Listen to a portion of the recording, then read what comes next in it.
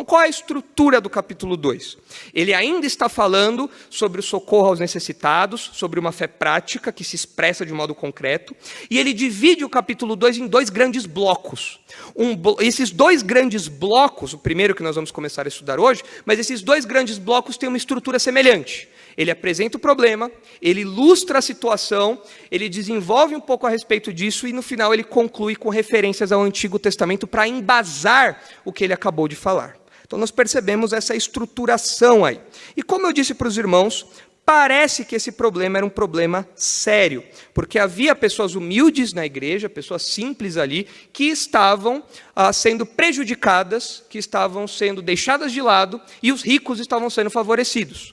Se os irmãos olharem Deuteronômio, capítulo 10, os irmãos verão, inclusive, que essa conexão entre uma fé prática, entre o tratamento aos vulneráveis, entre um julgamento parcial, tudo isso daí está conectado em Deuteronômio 10. Olha só, Deuteronômio capítulo 10, versículos 17 e 18.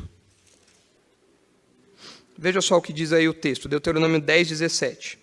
Pois o Senhor, vosso Deus, é o Deus dos deuses e o Senhor dos senhores, o Deus grande, poderoso e temível, que não faz acepção de pessoas, nem aceita suborno, que faz justiça ao órfão e à viúva, e ama o estrangeiro, dando-lhe pão e vestes. Vejam aqui a conexão de assuntos que Tiago acabou de falar. Ele acabou de falar sobre o amparo à viúva e ao órfão, e agora ele fala sobre a acepção de pessoas, sobre o favorecimento de alguns indivíduos por questões arbitrárias. E o texto de Deuteronômio conecta essas coisas. Tiago também está conectando essas coisas. Por quê? Era um problema real ali naquela igreja.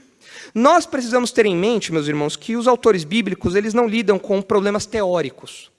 As cartas do Novo Testamento, os livros bíblicos foram escritos para pessoas reais, igrejas reais, com problemas reais.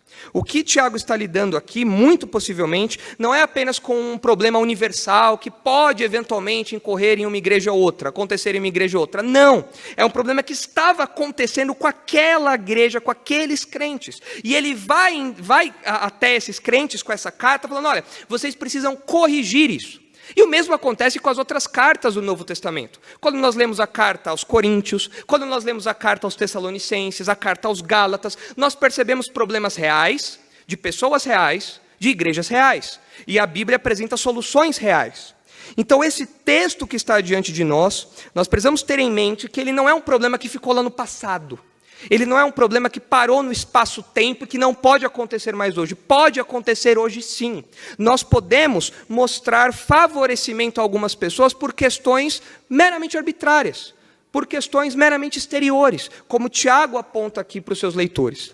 Então nós não podemos ver isso como algo muito distante. Nós temos que ver isso como uma ameaça real, como um perigo real que nós podemos cair.